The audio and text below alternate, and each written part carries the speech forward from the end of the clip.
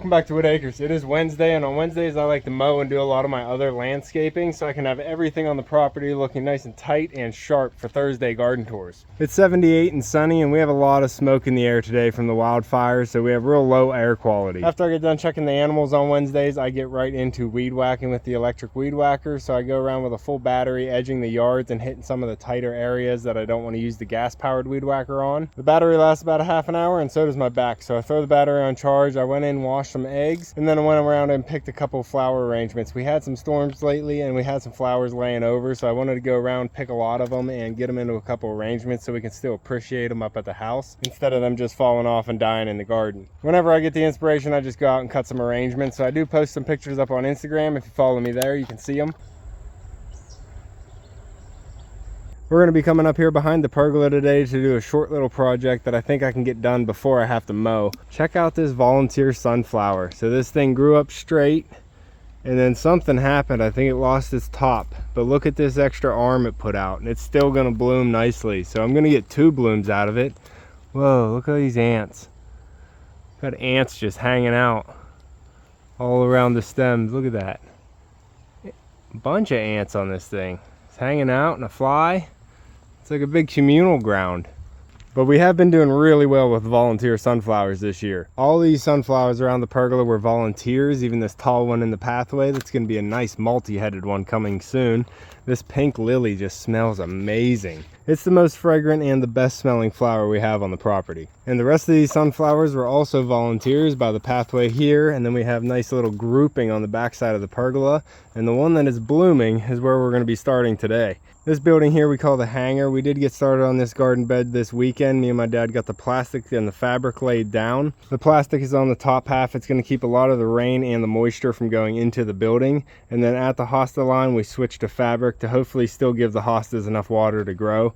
We have a nice little lilac down in here that's going to be probably blooming next year. I just got it in last year. In the volunteer sunflower, we ended up having to work around cutting the plastic around it because with it blooming right now, we just couldn't cut it down. And I also need to come through here and cut all these hosta stems back now that they're done blooming, get them all cleaned up for the new layer of mulch. And on the very end here, we have some yellow flag irises and some yuccas that I plugged in just recently. I did dump a big load of wood chips here in anticipation for this project, but while me and my dad were doing it, it did start to rain, so we just got a little bit of the wood chips around the edges and on the seam so the fabric and the plastic didn't blow away. But today we have a little bit of time, so me and Echo Pup are going to finish it up.